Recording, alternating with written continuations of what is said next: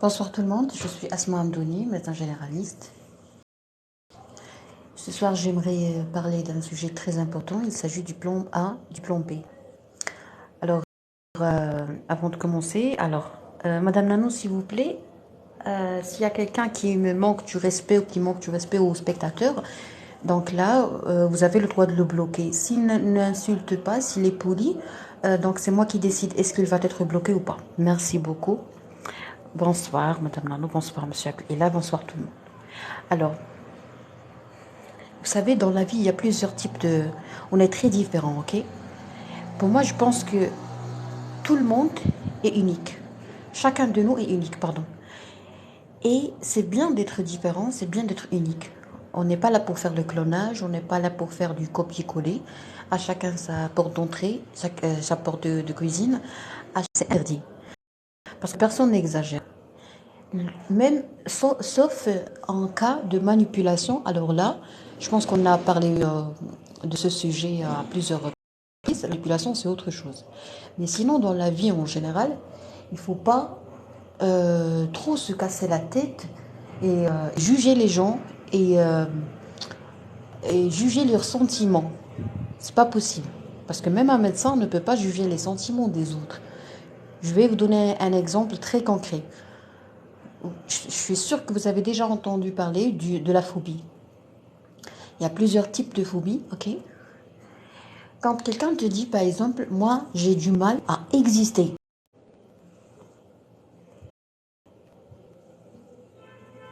Est-ce que vous pouvez m'aider en appuyant sur l'écran? Comme ça, il y aura des j'aime et il n'y aura pas de rupture.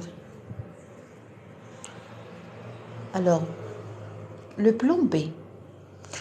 Le plan B, c'est-à-dire que tu as un plan A et tu as un plan B.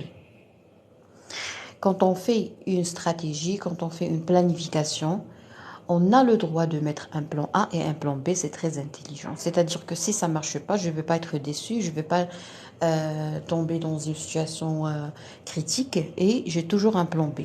Ça, c'est bien, c'est merveilleux. Mais dans certains cas, et certaines situations et dans certains types de projets, on n'a pas le droit d'avoir un plan B si on est des gens euh, qui ont des caractères spéciaux. Je m'explique. Un héros, ok. Par exemple, si tu prends si on prend l'exemple de Monsieur Badr Hari, euh, il n'a pas le droit d'avoir un plan B. Il n'a pas le droit d'avoir un plan B. Parce que lui, il est là pour réussir, pour vaincre, pour, euh, pour gagner.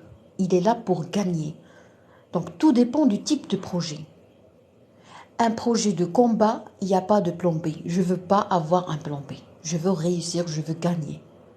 Ok? Par contre, si tu veux voyager, et par exemple, il y aura, je sais pas, un problème d'orage, un problème une catastrophe naturelle, quelque chose comme ça, tu as toujours un plan B. C'est-à-dire que si tu voyages pas à Ifrane, par exemple, tu peux très bien voyager à Marrakech. Si tu voyages pas en Turquie parce qu'il y a un tremblement de terre, tu peux très bien voyager, par exemple, à Barcelone. Ok? C'est pas la fin du monde. Mais si tu veux te marier avec une femme, tu n'as pas le droit de changer à la dernière minute ta décision. C'est-à-dire, tu poses la question le matin à, à Valérie. Valérie, je veux me marier avec toi. Non, tu veux pas. S'il te plaît, pour l'amour de Dieu, je veux me marier avec toi, je t'aime et tout.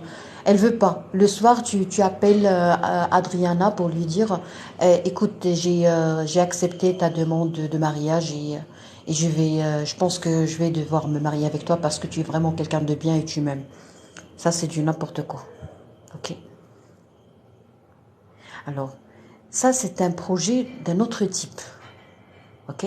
Le projet de mariage est un projet qui est vraiment sacré. Normalement, tout ce qui est sacré dans notre vie, il n'y a pas de plan B. Un champion, il participe à une compétition pour gagner et non pas pour un plan B. Un homme se marie avec une femme parce qu'il veut se marier avec cette femme. Ok? Il n'y a pas de plan B. Moi, j'ai voulu faire médecine. Il n'y a pas de plan B. Je fais la médecine, je vais faire la médecine parce que je veux.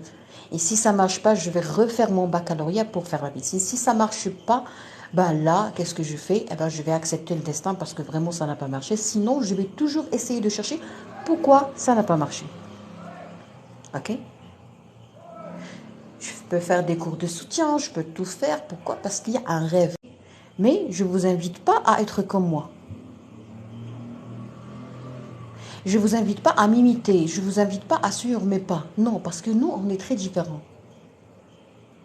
Moi, par exemple, si je veux faire une sensibilisation sur les réseaux sociaux, je vais la faire. Je ne veux pas dire je vais la faire et si ça ne marche pas, je vais reculer. Non, je ne recule pas. Marche arrière, ça. Je ne recule pas. Je ne sais pas que veut dire reculer. Mais j'apprends des leçons, bien sûr. Je me casse la tête. Vraiment, je paye les pots cassés. Vraiment, je tombe, excuse-moi pour le terme, mais je tombe dans la merde à plusieurs reprises. Mais c'est pas la fin du monde. Je connais pas le plan B, je le connais pas. Je sais pas, je veux pas le connaître. Mais j'assume. Si tu veux pas accepter le plan B, tu dois assumer. Tu dois être vraiment responsable. Excuse-moi, est-ce qu'il y a un problème de connexion? Est-ce que vous arrivez à m'entendre? عافاك انا واش اللايف خدام دابا.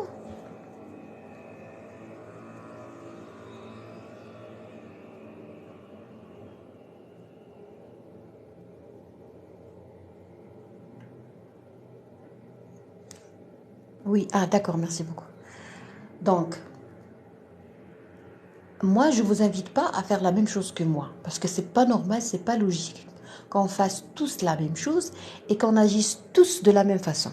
Très bien, ah merci beaucoup. D'accord?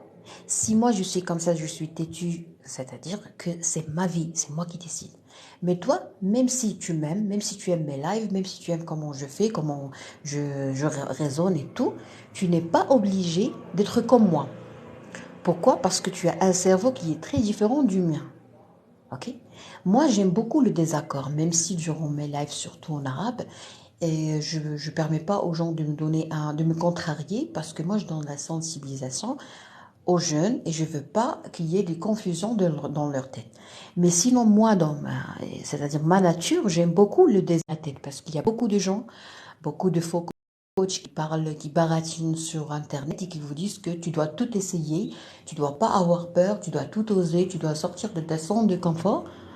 Alors que peut-être que toi, tu n'as pas un problème de zone de confort. C'est ton caractère, ok? Il y a des gens qui sont timides, il y a des gens qui sont pas, qui sont très courtois, qui sont qui n'aiment pas faire beaucoup de connaissances, mais ça ne veut pas dire que ce sont des gens qui ne sont pas sociables, ça ne veut pas dire que ce sont des gens qui ont des complexes, ok? Il ne faut pas juger les gens. Peut-être que c'est leur caractère à eux. Ils sont pas timides, mais ce sont des gens qui sont très sélectifs et qui ne veulent pas fonder de relations avec tout le monde. Vous voyez? Donc, ne permettez jamais à quelqu'un de vous mettre un diagnostic ou de vous juger ou de vous donner des conseils. Parce que c'est très, très, très, très nocif de donner des conseils à des gens qui n'en ont pas besoin. Par exemple, je vais te conseiller, je vais te dire, tu dois sortir de ta zone de confort. Alors, pourquoi est-ce que je vais te donner ce conseil? Pourquoi?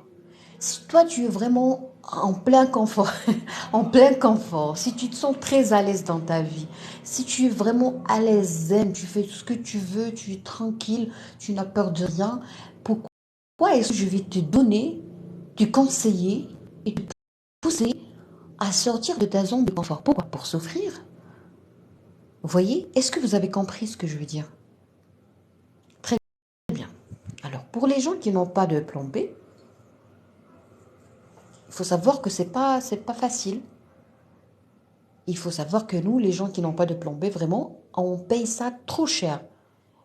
Mais on est à l'aise. On est à l'aise comme ça. Pourquoi?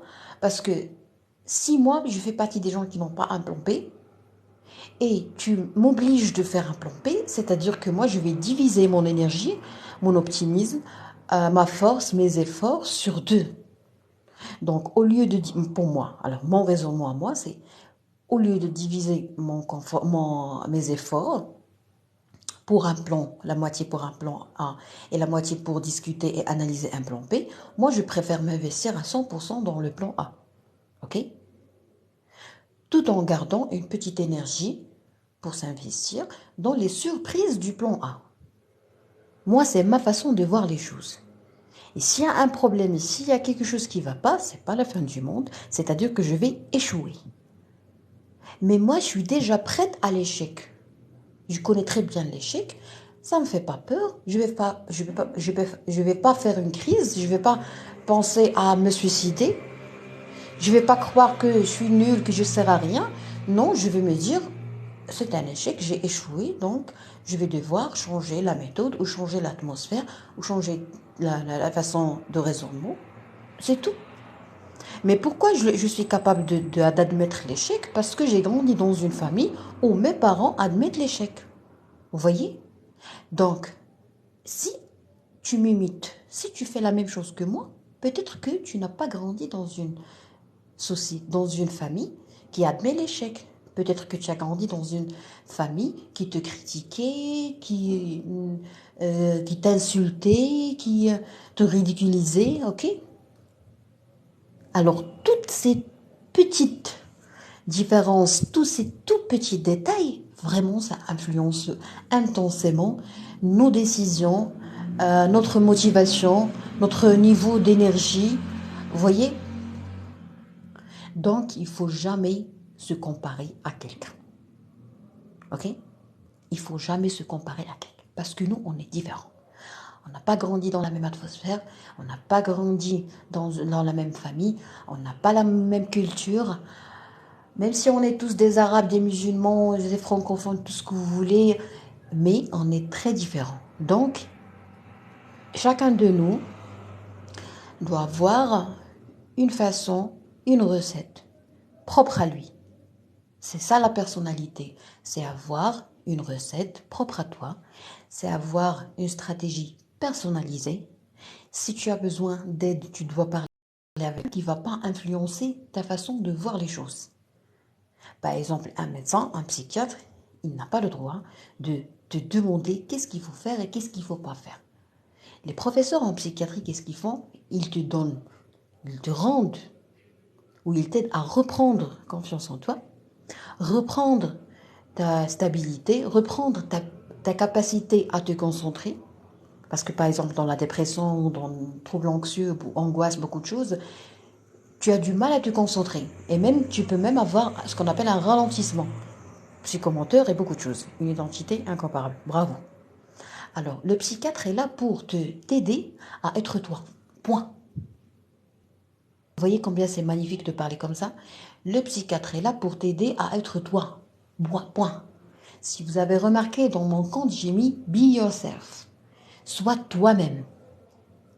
Tu es la meilleure version de toi-même. Ok? L'échec, ce n'est qu'une étape de la réussite. La vie, c'est pas éternel. C'est pas quelque chose d'éternel. Ok? Ça se termine, ça s'achève, ça se termine.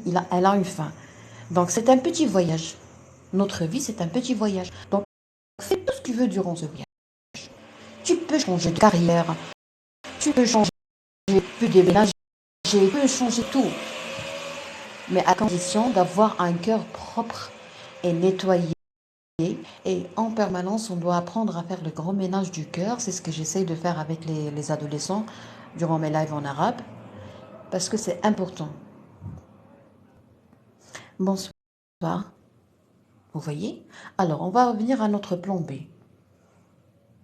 Il y a des gens qui ont des plans B, C et D. Alors, moi, je n'ai pas le cerveau, ni la tête, ni l'âme qui peut diviser mes efforts sur 4. Je pense que c'est pas intelligent. Pour moi.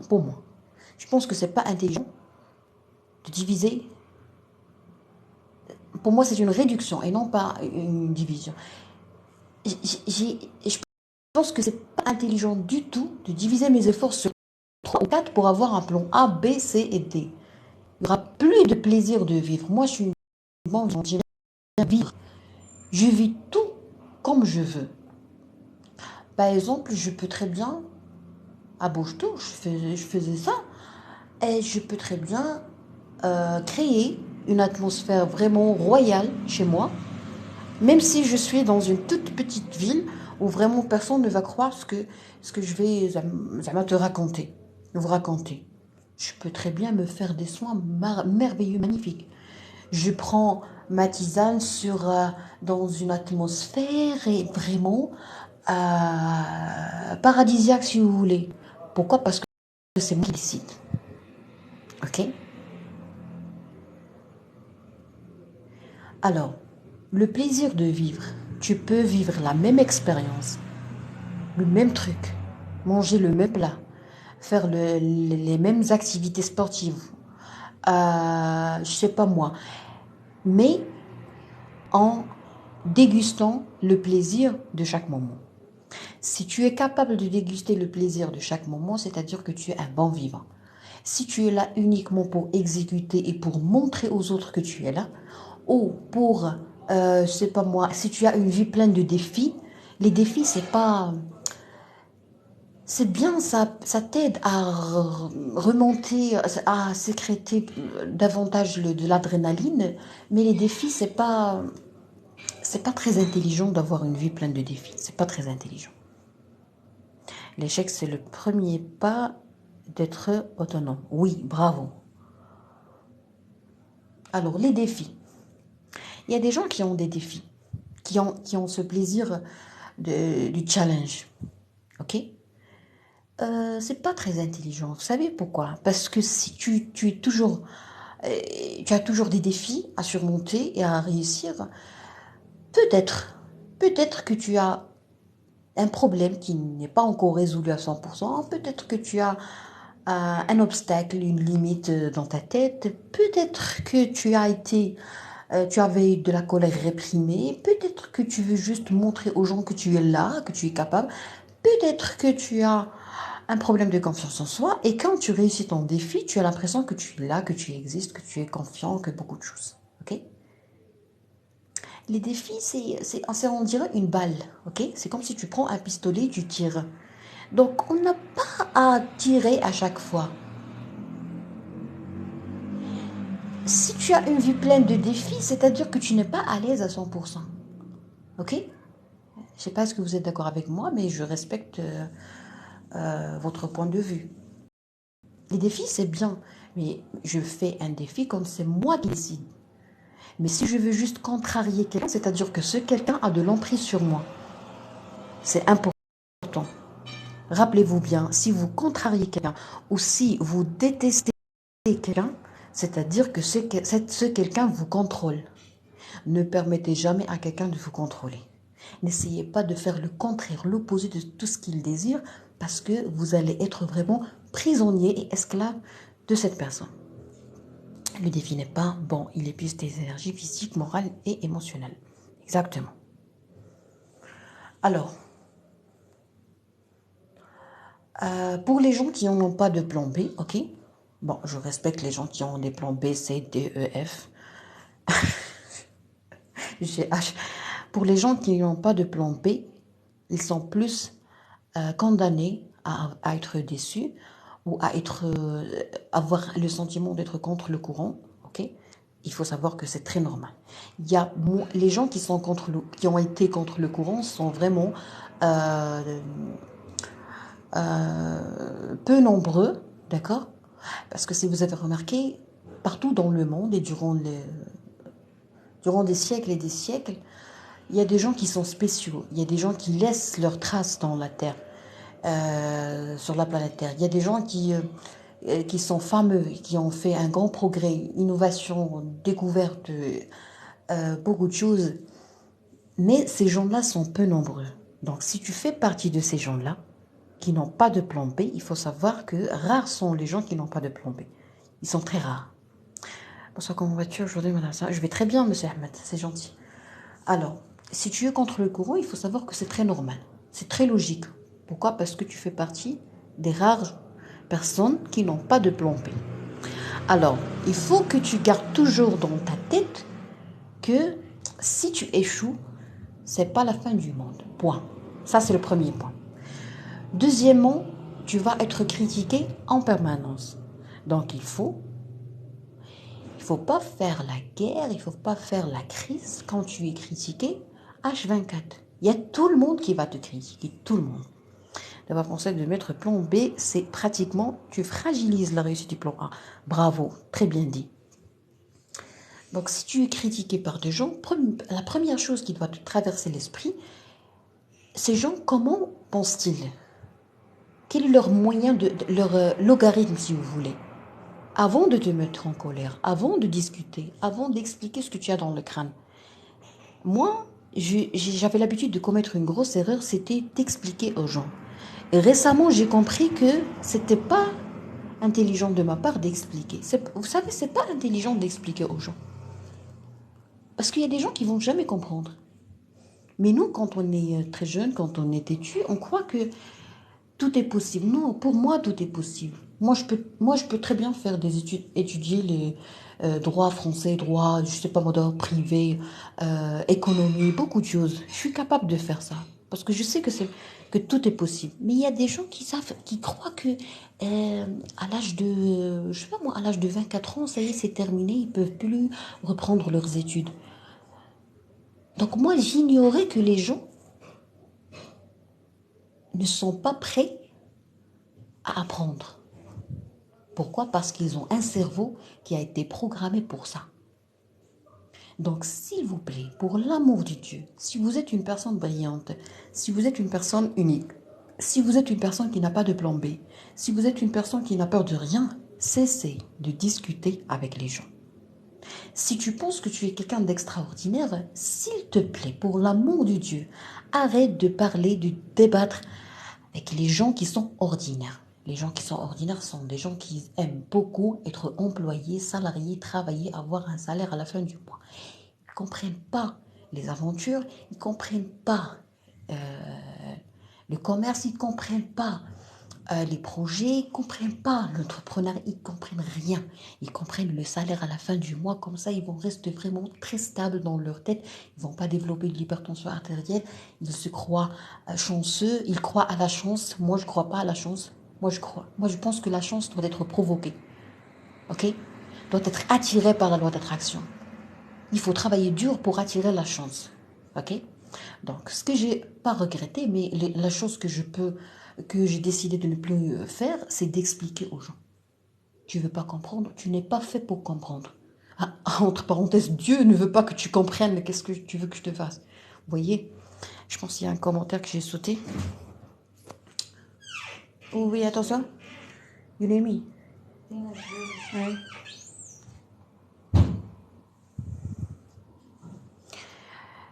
They need me. D'avoir pensé de mettre en d'accord. J'ai lu ça. Le moment de Covid, j'ai eu le temps d'avoir un autre master en management de BTP. BTP, c'est quoi? C'est business, non?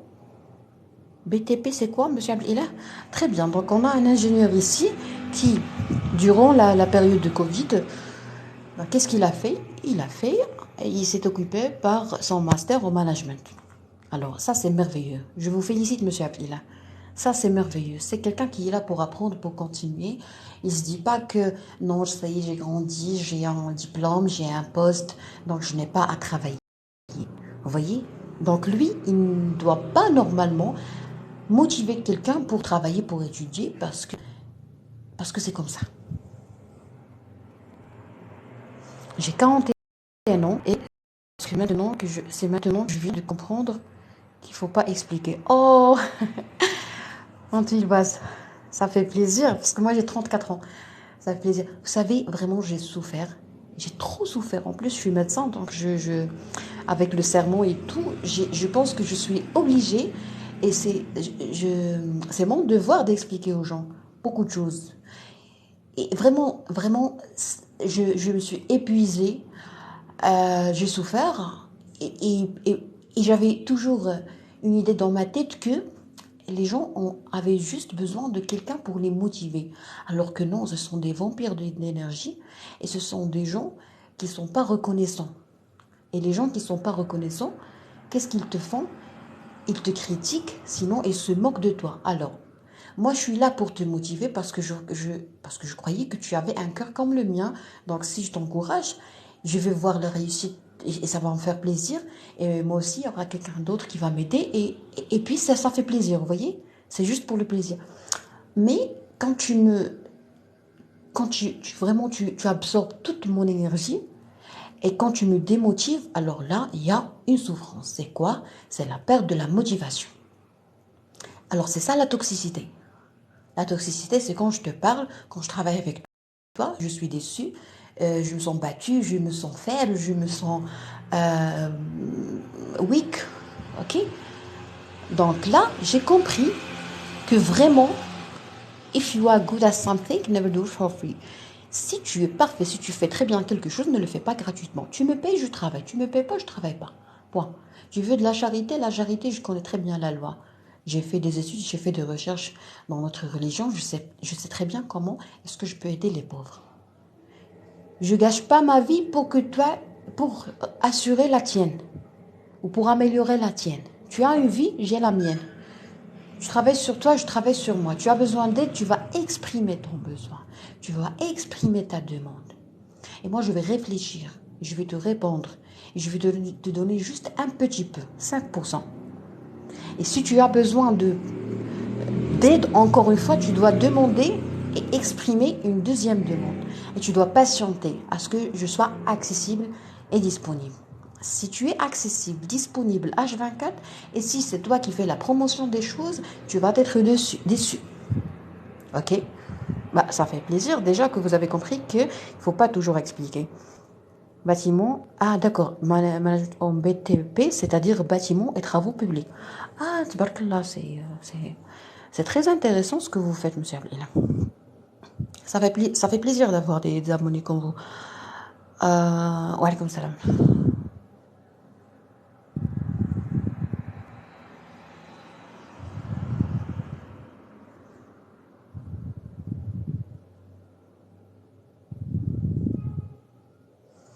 Très bien. Alors, je suis un peu fatiguée, je vais terminer ce live. Ce live va être enregistré, Inch'Allah, sur ma chaîne à l'âge de 52 ans. Ah, d'accord, tabarakallah. Donc, qu'est-ce que nous avons appris? Premièrement, nous avons appris qu'on est très différents.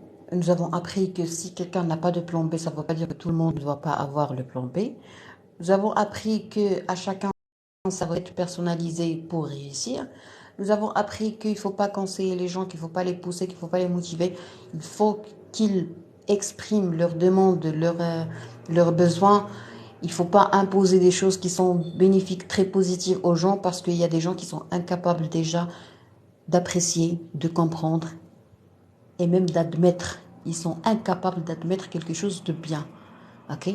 On n'est pas identique, on se ressemble pas, on a beaucoup de caractères et des points. Il y a des gens qui ont des points noirs dans leur enfance, dans leur adolescence. Les traumatismes doivent être traités. Est-ce que vous savez que un seul traumatisme peut nécessiter 10 à 20 séances chez un psychologue ou un psychiatre? Ok? Donc, quand tu parles avec quelqu'un qui a 40 ans, quelqu'un qui a 36 ans, qui a un passé, qui a quelqu'un qui a 25 ans, tu sais pas par quelle station il est passé, tu sais pas qu'est-ce qu'il a vécu, qu'est-ce qu'il a enduré, qu'est-ce qu'il a supporté, qu'est-ce qu'il a perdu, qu'est-ce qu'il a sacrifié. Tu sais rien sur sa vie et tu es là parce que tu veux l'aider, parce que tu veux le motiver. Mais comment est-ce que je peux motiver quelqu'un qui est détruit, un enfant détruit, et toi tu veux le motiver? Peut-être que c'est un pervers narcissique qui joue son rôle de victime et toi tu es là inconsciemment hypnotisé par son caractère séduisant et tu veux l'aider. Tu veux aider une victime qui normalement n'est qu'un aspect d'un manipulateur pervers narcissique. Vous voyez, vous voyez le camp? Moi, j'aime pas les gens qui incarnent le rôle de victime. Je déteste toute personne qui vient me dire Asma, s'il te plaît, j'ai besoin de toi. Tu es la seule personne qui me comprend. Non, non, non, moi, je suis prête à appeler la police à chaque fois que quelqu'un me dit ça. Carrément, directement. C'est affreux. C'est très dangereux de faire la victime. C'est très dangereux. Ce que j'aime en islam, c'est que c'est interdit de faire la victime. C'est pas bien, c'est déconseillé. Il faut toujours garder sa fierté, de sa dignité et ne rien demander qu'au Dieu. Tu crois au plan A et A'. No more. De donner une certaine immunité contre la manipulation, si vous voulez. C'est comme tu demandes à un éléphant de sauter au-dessus d'une montagne, il n'est pas un oiseau. Bravo, bravo. Alors, il y a quelqu'un qui a dit que la femme joue toujours le rôle de la victime. Écoutez, les femmes sont très faibles. Ils ont de la force, ils sont très fortes, elles sont très compétentes, elles sont peureuses, ils travaillent très bien, ils ont peur d'être critiqués, ils essayent de donner une belle image d'eux dans le domaine du travail et tout.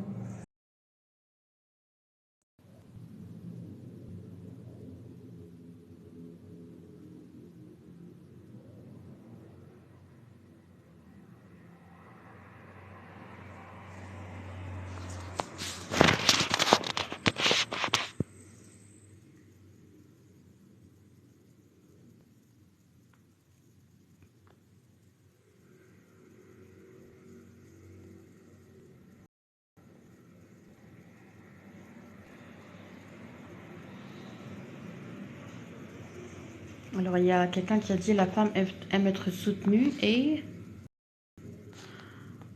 soutenue et être aimée. Oui. Alors, Monsieur Rachid, sincèrement, vous êtes pour d'énergie négative. Une fois que vous avez parlé, on a perdu la connexion. Ok. L'application. Euh, vous avez dit que la femme joue toujours le rôle de la victime. Excusez-moi, monsieur, mais c'est vous qui jouez le rôle du victime, de la victime durant ce live. Parce que nous, on est en train de parler du plan A. On n'est pas en train de parler de votre expérience ou de vos mésaventures avec les femmes. Si vous êtes incapable d'être avec une femme qui va vous apprécier, vous devez normalement discuter ça tranquillement, à tête reposée, avec votre médecin généraliste. Et c'est à votre médecin généraliste de vous orienter chez votre psychiatre pour traiter toutes les peines que vous avez, toutes les difficultés que vous avez pour établir une bonne relation avec la femme. Et si vous n'êtes pas bien cultivé sur l'art de trouver la bonne personne adéquate et adaptée pour vous, et convenable, pardon, pour vous, donc c'est votre problème. Il ne faut pas empoisonner les lives. Nous, on est en train de parler du plan A et du plan B. Alors, si pour vous, le plan B ou A est en rapport avec la femme, donc vous devez, monsieur, c'est bien maintenant. D'accord, merci. Non. Donc, si vous avez du mal à avoir, si vous avez un plan A, B, C, D avec la femme, c'est-à-dire que vous cherchez partout, vous n'allez pas trouver, vous n'avez pas encore trouvé la bonne personne et vous avez plusieurs plans, c'est-à-dire plusieurs femmes, des candidatures de plusieurs femmes pour gagner ton cœur, c'est-à-dire que vous avez un problème de confiance en soi. Parce que l'homme qui est confiant, qui a une grande confiance en lui, il n'a pas de plan B quand il veut se marier. Il a un plan A. Ok? Il est très sûr de lui. C'est-à-dire quoi la confiance en soi chez un homme? C'est-à-dire qu'il sait très bien que la femme ne peut pas dire non. Alors, comment est-ce que cet homme peut être sûr que la femme ne va pas dire non? Parce qu'il sait très bien qui il est. Et parce qu'il sait très bien à qui il a affaire. Mais malheureusement, il y a beaucoup d'hommes comme vous qui continuent à pleurnicher et à accuser la femme comme étant quelqu'un qui joue le rôle de la victime. Et par la suite, vous allez passer toute votre vie à pleurer et à vous plaindre. Il faut agir, il ne faut pas continuer à blabler, à baratiner. Il ne faut jamais dire ça dans un live. Il ne faut pas dire que la femme joue le rôle de la victime. Si vous travaillez, si vous avez de l'argent, vous allez partir chez votre psychiatre, vous allez lui dire pourquoi la femme joue le rôle de la victime. Il va remarquer que c'est vous-même qui faites le rôle de la victime. Ok? Arrêtez de blâmer, arrêtez d'accuser les autres. Nous, quand on est petit, quand on est adolescent, on a l'habitude de... on a le réflexe de blâmer les gens, d'accuser les gens. Ok? Pourquoi? Parce que nous, on était encore des adolescents, on n'était pas matures, on n'était pas majeurs et vaccinés, on n'était pas sûrs de nous, on était en train de sculpter notre personnalité, vous voyez. Mais à votre âge, je pense que il y a beaucoup de sujets qui sont encore plus importants à traiter et plus matures à traiter. Vous voyez? C'est démodé, c'est un sujet vraiment très consommé. De nature, la femme tire l'alarme quand elle ressent que son partenaire n'est pas capable. Bravo, bravo. Bonne continuation, docteur Asma. Merci beaucoup, c'est gentil. Docteur, merci beaucoup. Alors, je vous remercie, je vous souhaite une excellente soirée. Si vous voulez regarder la rediffusion de mes lives en arabe où je m'éclate parce que je fais de la comédie. Bon, j'essaie de faire de la comédie avec les Marocains. Vous savez, c'est pas très acceptable chez nous. Donc, si vous avez envie de regarder les lives, c'est sur ma chaîne Dr Asmandou. Si vous voulez le e-commerce, je vous ai laissé le contact de la société Bibatech qui va vous aider à créer vos sites, à gagner plus d'argent, à améliorer votre commerce et surtout à avoir accès à une sorte de consulting si vous voulez pour demander des conseils